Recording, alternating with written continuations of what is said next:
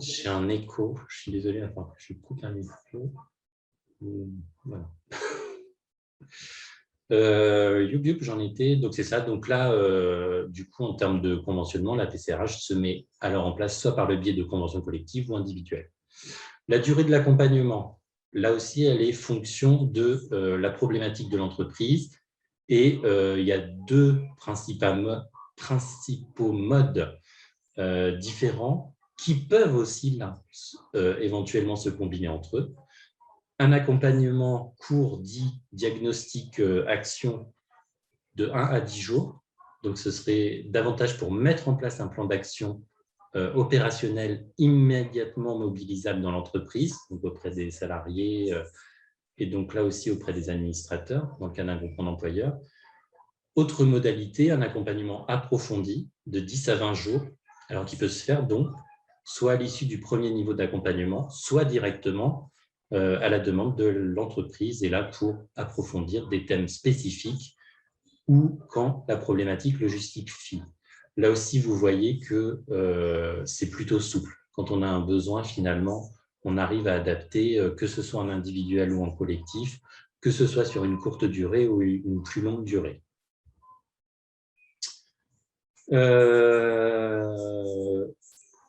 Ces accompagnements, l'ensemble de ces accompagnements ne peuvent de toute façon pas excéder 30 jours sur une période totale de 12 mois d'accompagnement. Donc là aussi, quand même, on peut se dire qu'on a le temps de faire son accompagnement et d'être accompagné comme il le faut dans de bonnes conditions et sur la durée si on en a besoin. Le nerf de la guerre. Combien ça coûte tout ça? Alors, deux réponses. D'abord, les dispositions de droit commun. Dans les dispositions de droit commun, la prestation de conseil en ressources humaines est prise en charge jusqu'à 50% par des fonds publics, les fonds publics étant l'État, les fonds mutualisés des OPCO, les fonds de collectivités territoriales, en respectant un montant plafond de subvention de l'État de 15 000 € hors taxes.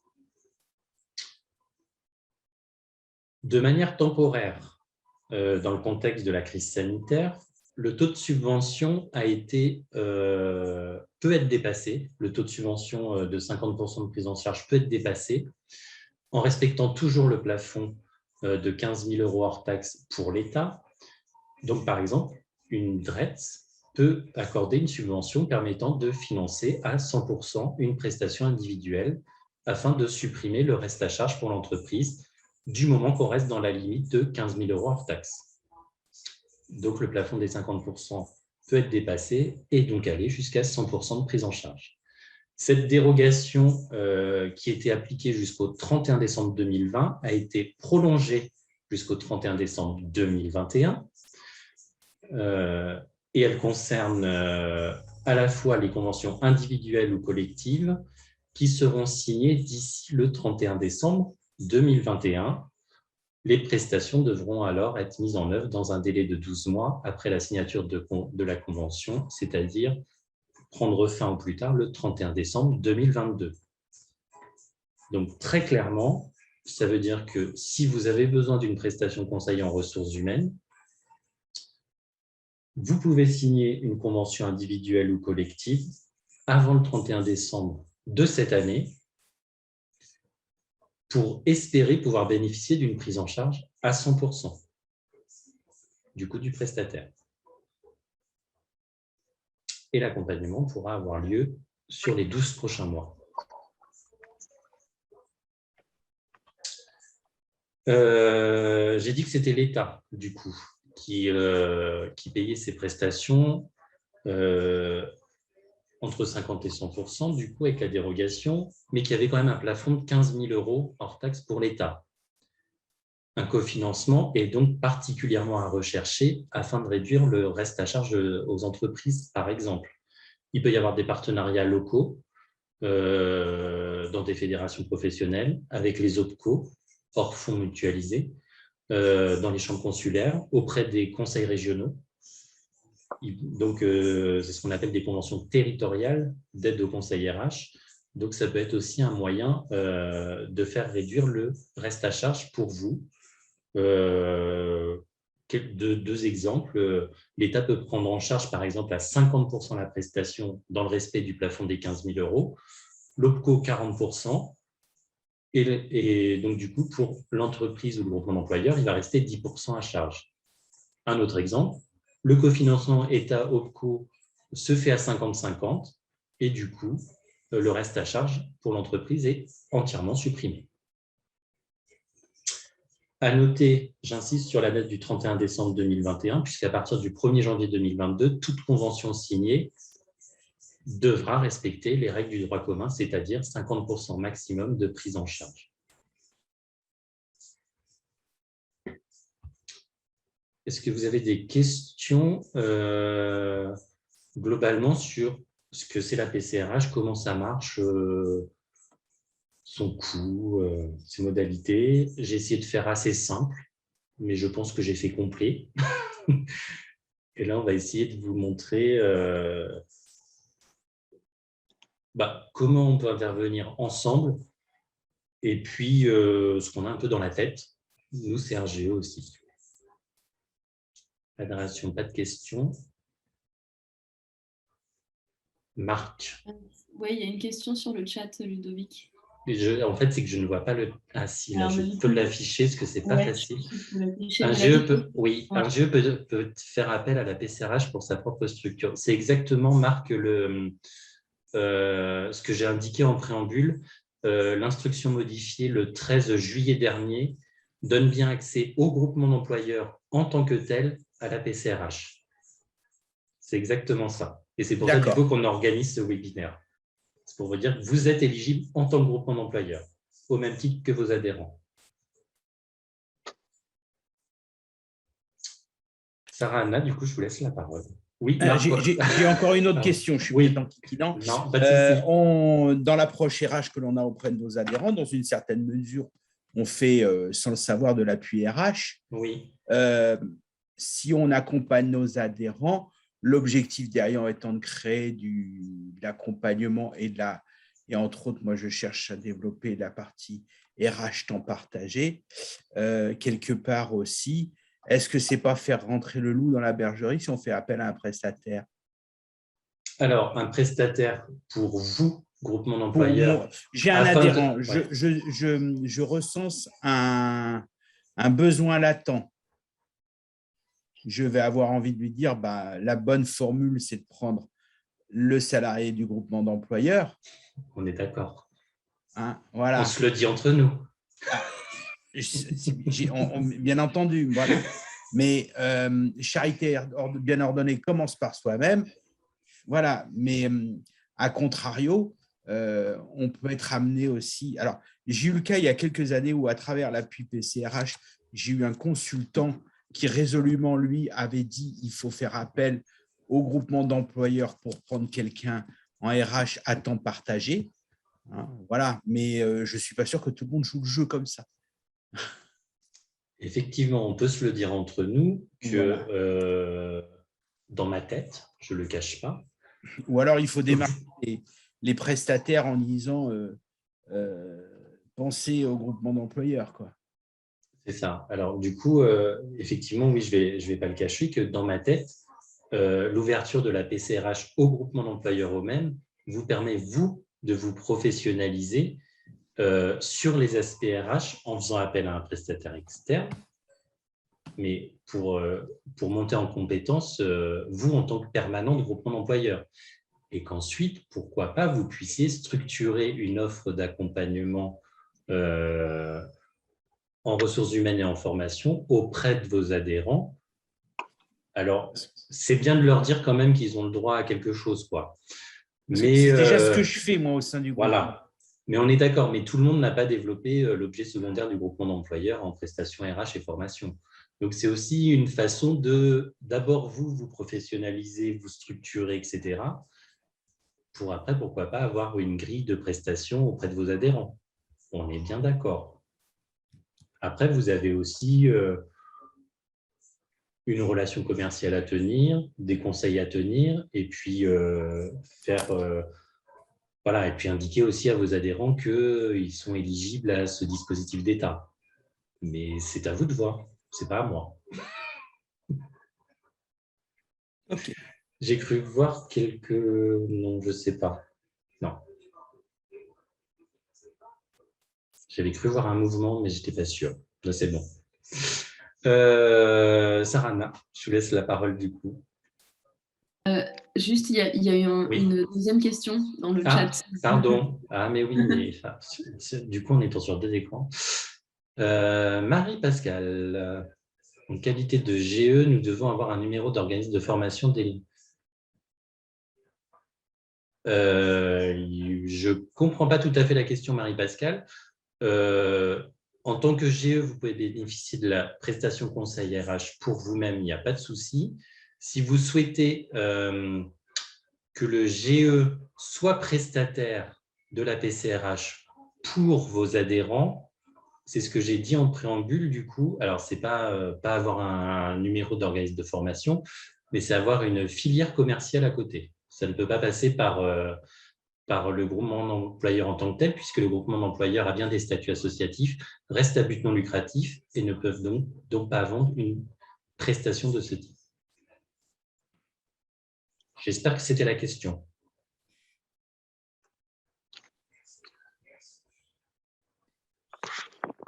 Ok, donc on va prendre le relais. Oui. Oui, alors attends, il y a une réponse. Oui, si nous sommes prestataires pour nos adhérents, pouvez-vous m'expliquer concernant la filière commerciale?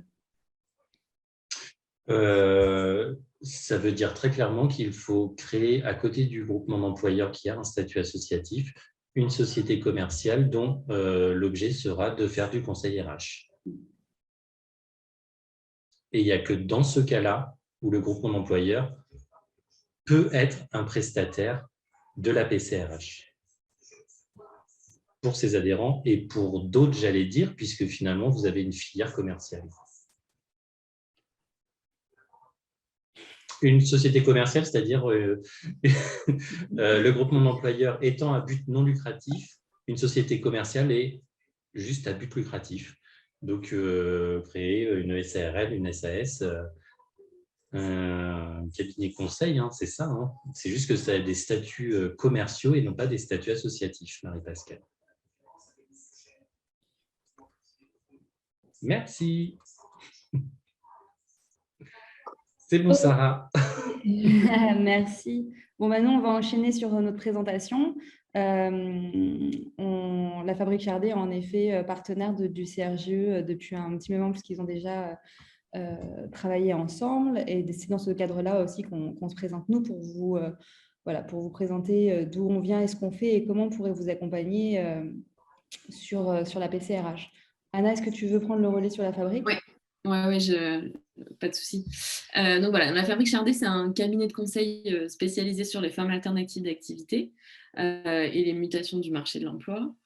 Donc en forme alternative d'activité, on entend par là évidemment le groupement d'employeurs, donc vous, clairement, mais aussi le portage salarial, les coopératives d'activité et d'emploi, la micro-entreprise, etc. Donc c'est des statuts en fait et des formes d'activité qui en fait sont la spécialité du cabinet de conseil, en plus des RH en général.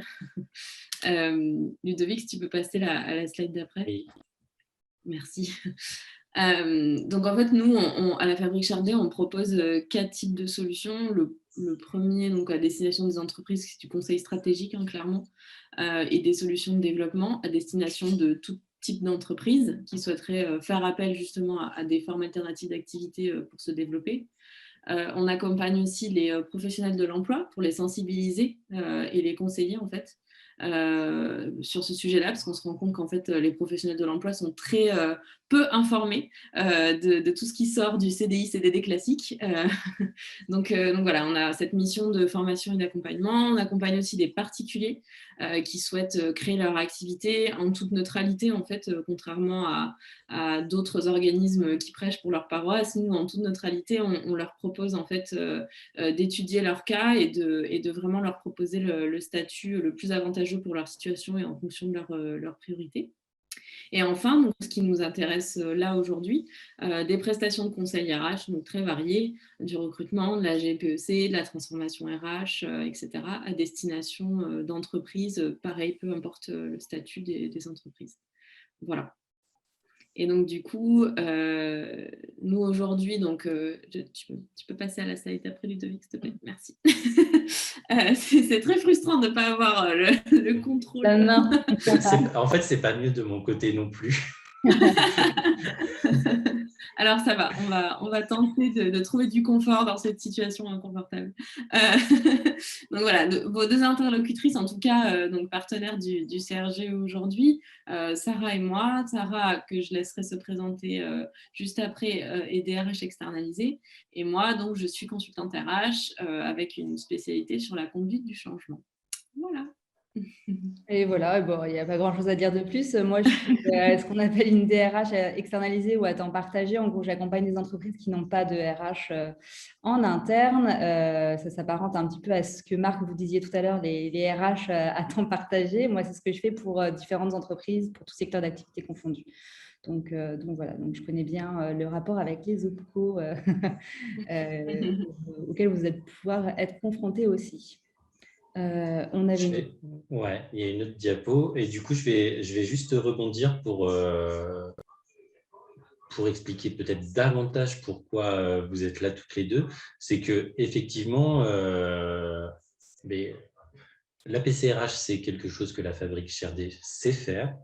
Et vous avez bien compris qu'en plus, Sarah et Anna et d'autres, mais là c'est surtout Sarah et Anna, ont une connaissance des formes alternatives d'activité et notamment du fonctionnement des groupements d'employeurs. Ce qui est assez simplifiant quand on a un prestataire finalement qui vient dans son groupement d'employeurs, de ne pas avoir à réexpliquer tout le fonctionnement et comment ça se passe et pourquoi. Enfin bref, vous avez bien compris le concept. Oui. D'ailleurs, je voulais rebondir tout à l'heure justement sur votre question, Marc, sur le loup dans la bergerie, étant donné que nous sommes les loups. Et pour vous expliquer, en fait, moi, comment je vois les choses, en effet, vous avez vos RH que vous allez pouvoir mettre à disposition pour vos adhérents, et ça, je le comprends tout à fait.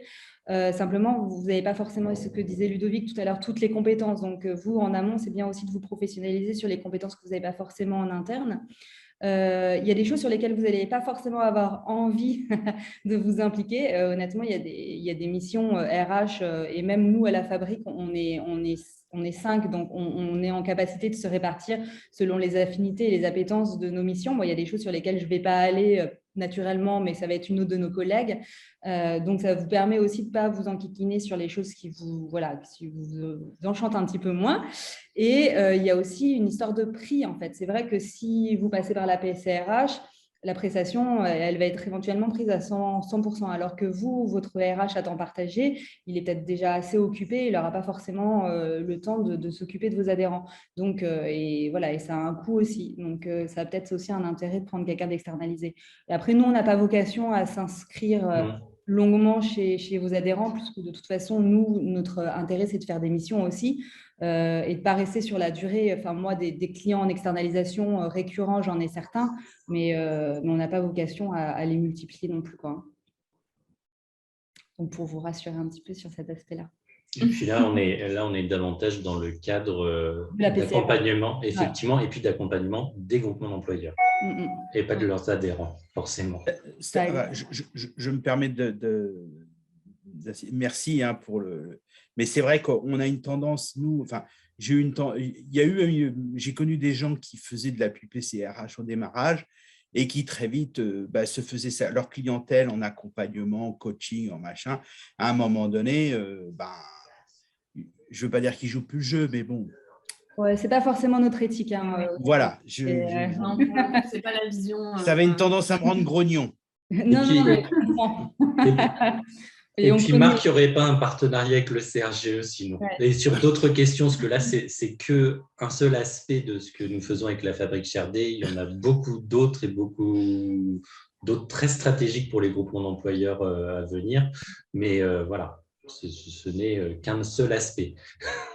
Il y a une question dans le chat. Oui. Vous êtes basé où? Quel est votre rayon géographique d'intervention?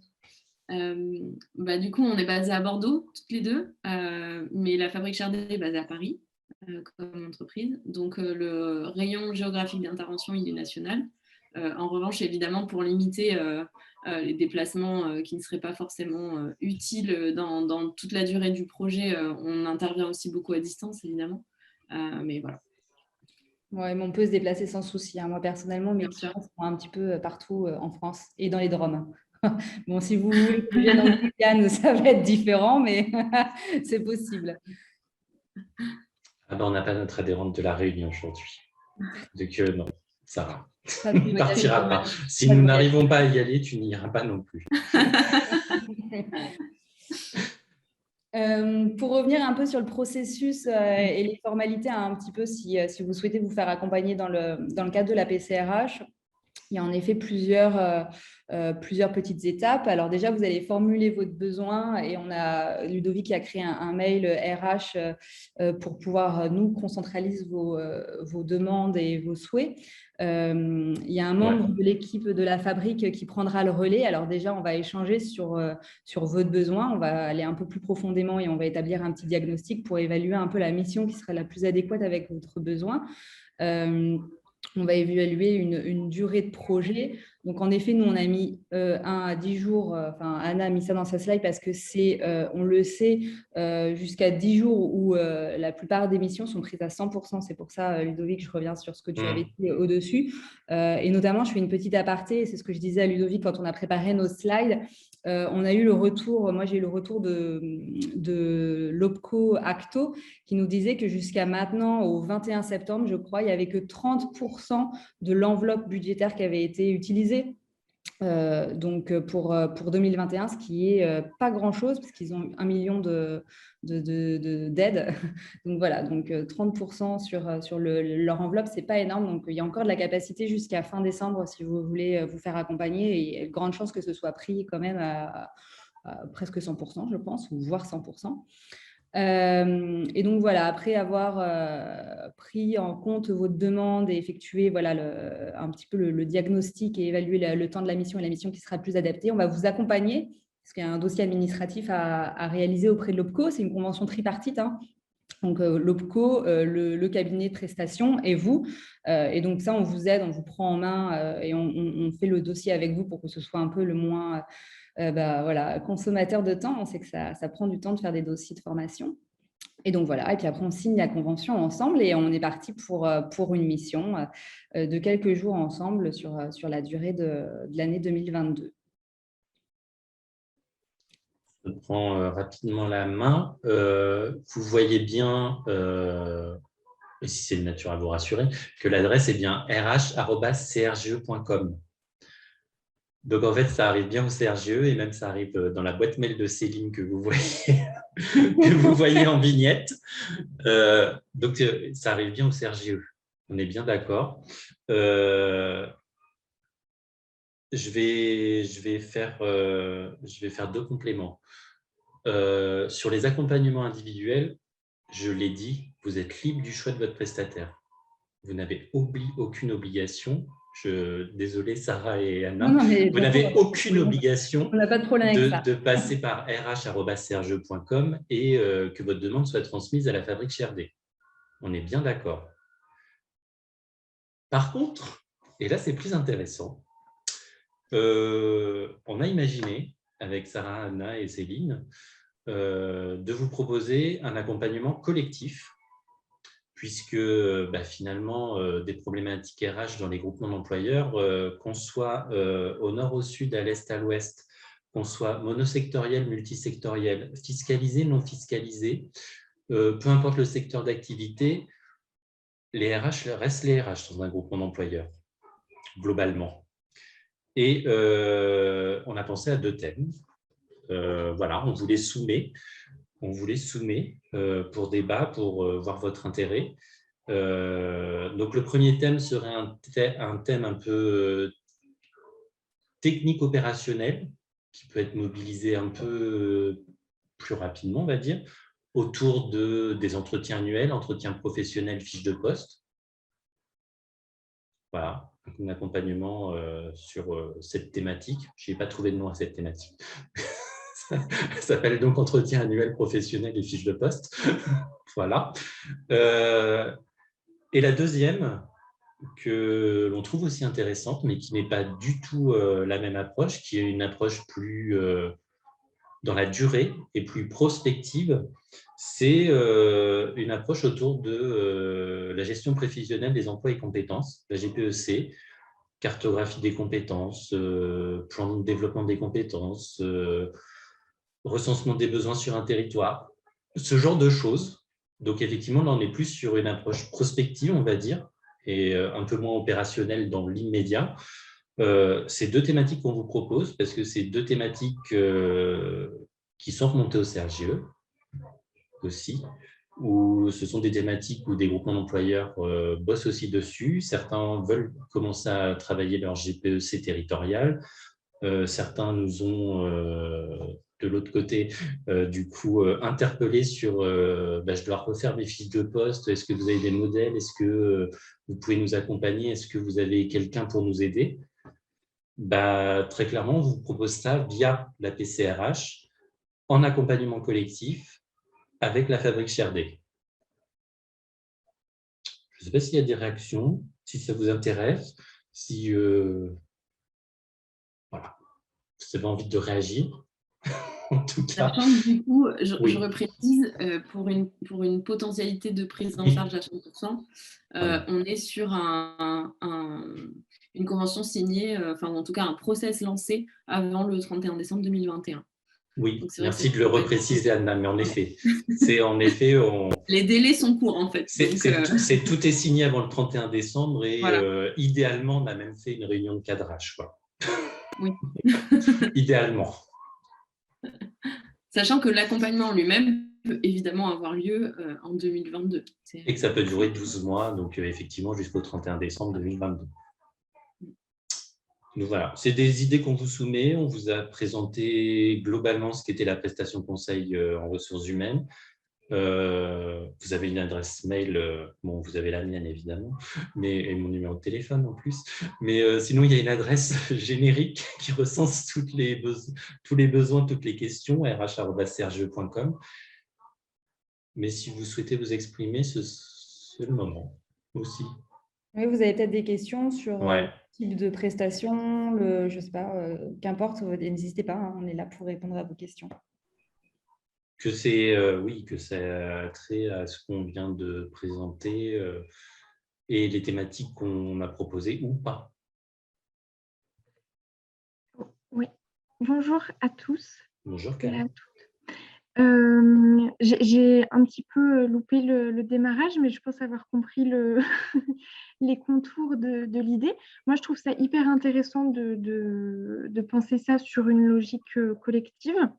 Donc, par rapport aux thématiques, moi, c'est vrai que la première thématique, elle peut m'intéresser, surtout par rapport à la dimension fiche de poste, parce que nous, entre les conventions, les fiches de mise à disposition, les fiches de poste, ça devient assez compliqué. Donc, c'est vrai que c'est une dimension très opérationnelle, mais assez intéressante. Donc, moi, la première thématique en collectif m'emballe tout à fait. Après, c'est vrai qu'il y a beaucoup de sujets, donc je ne sais pas s'il y a d'autres sujets qui pourraient ressortir. Il peut y avoir aussi d'autres besoins qu'on peut traiter en collectif. Nous, on est parti sur ça parce qu'effectivement, enfin, on en a discuté avec Sarah, Anna et Céline parce que c'est des choses qui sont remontées au sein du CRGE, mais ça peut être tout à fait autre chose qui n'a pas été exprimé aussi. En tout cas, ce qu'on y voit, c'est l'intérêt du collectif et là, du coup, d'un collectif de France, des groupements d'employeurs adhérents au CRGE.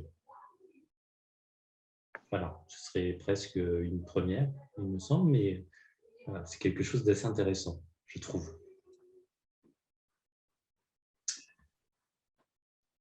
On fera peut-être un petit sondage parce que tous les inscrits ne sont pas là. Il y a beaucoup de personnes qui n'ont pas non plus participé. Donc, je pense qu'on va mettre un petit sondage en place avec Céline quand on vous enverra le support. On est très en avance puisqu'il n'y a pas de réaction particulière. Sarah. Oui, oui, bah, non, mais après, pour moi, honnêtement, la PCRH, c'est un dispositif qui n'est pas forcément évident à comprendre. Donc, je suis étonnamment surprise, mais c'est très bien que tout le monde ait compris et que personne n'ait de questions. Mais en gros, moi, pour résumer le dispositif, et je pense que ce qu'il faut que vous compreniez, c'est qu'il y a une grande partie des prestations dont vous auriez besoin au sein de vos GE qui peuvent être prises en charge par l'OPCO et la DRETS de manière, à hauteur quasiment de 100%. Donc, c'est ça qu'il faut retenir.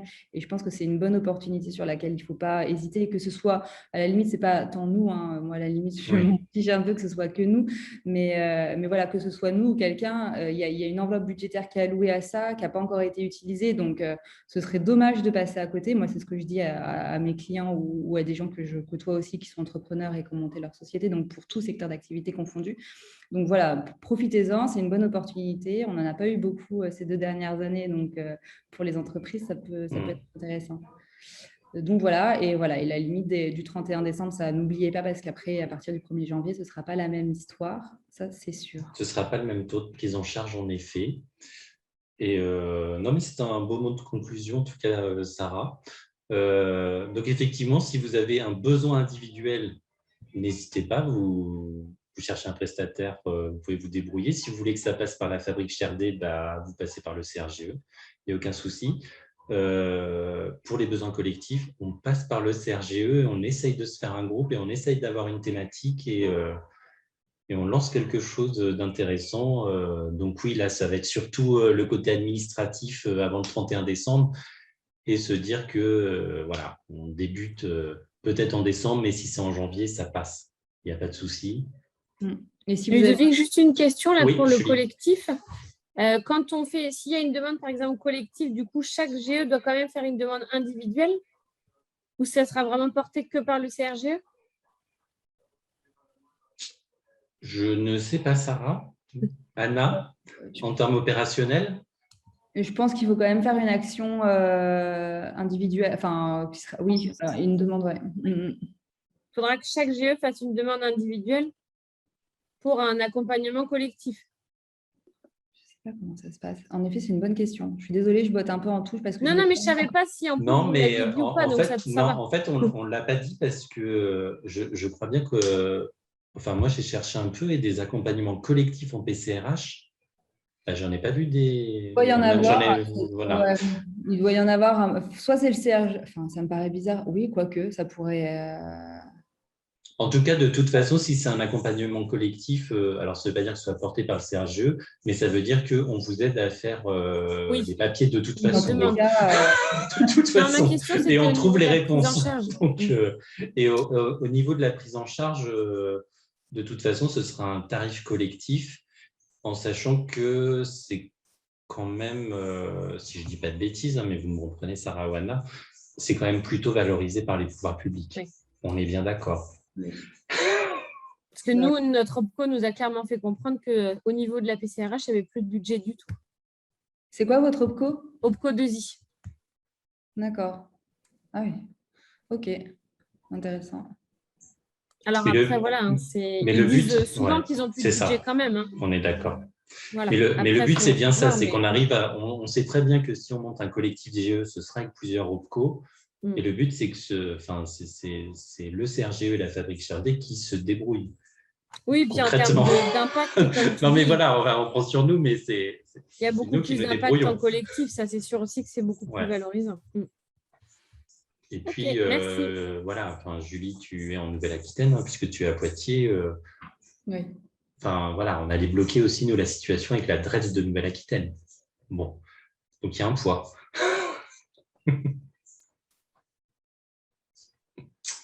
D'autres réactions, d'autres questions? Marc a écrit dans le chat, les 2 thèmes sont intéressants, surtout la GPEC. Mère-et-Vie donc travaille sur 2 GPEC territoriales différentes. L'une où le GE est fortement implanté, au moins en internalité, l'autre où nous sommes implantés depuis peu et ce n'est pas la même approche. Je suis preneur d'aide pour piloter le sujet. Donc Marc est assez intéressé. Mais du coup, on va faire un sondage, je vous dis, on va envoyer à tous les GE adhérents le petit support et puis un petit sondage GPEC et puis le thème fiche de poste, les entretiens annuels professionnels. Et puis on se positionnera, vous vous positionnerez et nous aussi on se positionnera suivant le groupe, si on peut en faire 1, 2, ben voilà. Hein. Aucun souci. Y a-t-il d'autres questions? D'autres interrogations? Rien du tout. Claire voulait dire quelque chose. Ouais. Du coup, on peut potentiellement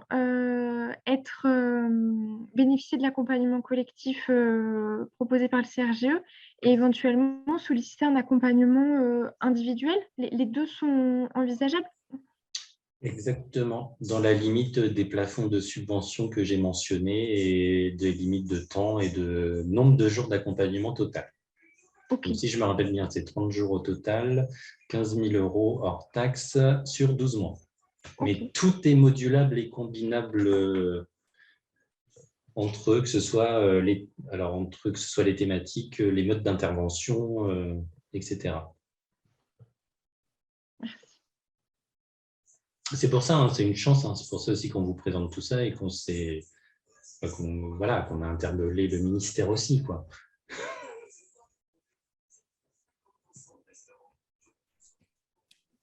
Très bien. Eh bien, s'il n'y a plus de questions, d'observations, de choses, réfléchissez bien. On va préparer un petit mail avec Céline. Et puis voilà, il faudra juste être réactif puisqu'il faut qu'on ait tout bouclé pour décembre au cas où. Mais je trouve que ce serait une très bonne opportunité en collectif. Et notamment pour voir, pour enfin peut-être avoir une action collective des GE de France adhérents au CRGE. Je trouve ça super intéressant puisque quand je vois les noms, je vois qu'on était un peu partout, d'ailleurs. Très bonne journée, très bon après-midi maintenant. Merci à tous pour tout le monde. Merci, bonne journée. Merci beaucoup. Merci. Bonne journée. Et à bientôt. Merci. À bientôt.